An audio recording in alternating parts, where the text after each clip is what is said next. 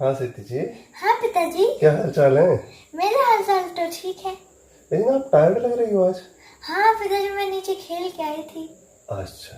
और पिताजी, मेरी एक ऐसी फ्रेंड है जो अगर एक गेम में जीत भी जाए तो वो इतना खुश हो जाती है, इतना खुश हो जाती है कि अगले गेम में हार जाती है। पिताजी, ऐसा क्यों होता है? देखो ऐसा कुछ लोगों के साथ हो जाता है कि वो कुछ अगर अच्छा काम कर देते हैं ना, कुछ सफलता मिल जाती है तो बहुत ज्यादा खुश हो जाते हैं। ओह। तो अगले काम में ध्यान ही नहीं दे पाते वो लोग, इसलिए वो हार जाते हैं या असफल हो जाते हैं। मैं कहानी सुनाता हूँ, देखना एकदम क्लियर हो जाएगा उससे। अच्छा, हाँ तो कहानी स्टार्ट हाँ, कर। एकदम अच्छे से समझ में आ जाएगा आपको। अच्छा। एक राजा थे, तो अपना दरबार लगा करके बैठे हुए थे सभी मंत्रियों के साथ में। तो वहीं पर एक सैनिक आता है और राजा से कहता है, महाराज एक आदमी आपसे मिलना चाहता है कुछ बात करने के लिए। तो राजा ने कहा भेज दीजिए। तो वो आदमी आया अंदर और बोला, महाराज मैं कई राज्यों से होकर के आया हूँ, मैं सभी राजा को एक चुनौती देता हूँ, लेकिन कोई भी उस चुनौती में जीत नहीं पाया है। तो उसी के संबंध में मैं आपके पास आया हूँ, क्या आप वो चुनौती स्वीकार करेंगे? तो उन्होंने कहा बताइए क्या है। उसने कहा मेरे पास एक हीरा है और एक कांच का टुकड़ा है, वैसा ही, दोनों चमकते हैं और दोनों एक देखने में एक जैसे भी हैं।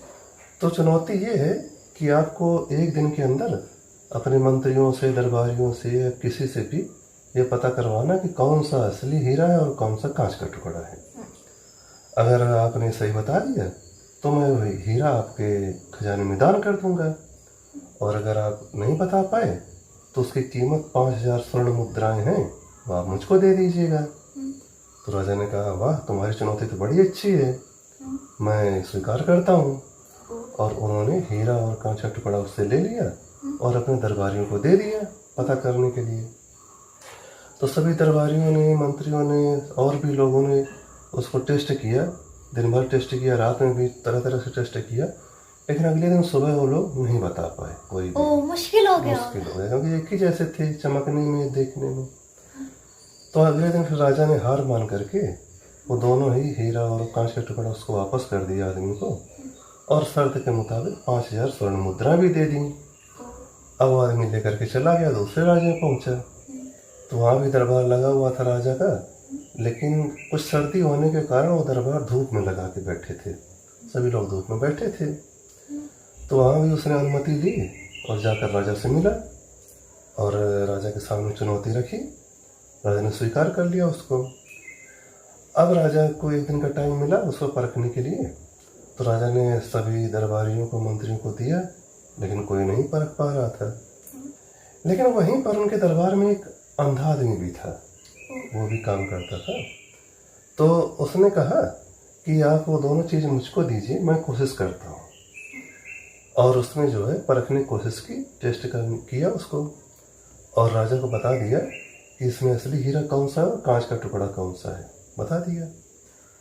तो राजा ने कहा ठीक है। अगले दिन जब वो आदमी आया तो राजा ने उसको बताया कि देखिए ये असली हीरा है और ये कांच का टुकड़ा है। आदमी आश्चर्य में पड़ गया कि अरे कैसे जाना आपने, ये तो बिल्कुल एक ही जैसे थे, चमक भी एक ही जैसी थी, रात में भी पता नहीं चलता है। तब राजा ने उस अंधे आदमी को बुलाया कि भाई इनको बताइए आपने कैसे जाना। तो अंधे आदमी ने कहा मुझे दिखाई तो पड़ता नहीं, मेरे पास तो सिर्फ यही था कि मैं छू करके ही पहचानूं। तो दरबार धूप में लगा था, हीरा और कांच का टुकड़ा दोनों ही धूप में थे।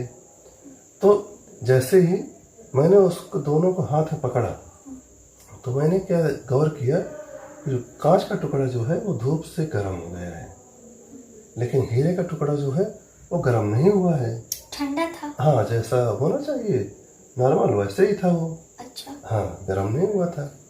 तो बस मैं यहीं से समझ गया, क्योंकि जो असली हीरा होता है वो धूप में गर्म नहीं होता है, जबकि कांच गर्म हो जाता है। तो मैंने इस तरह से पहचान लिया।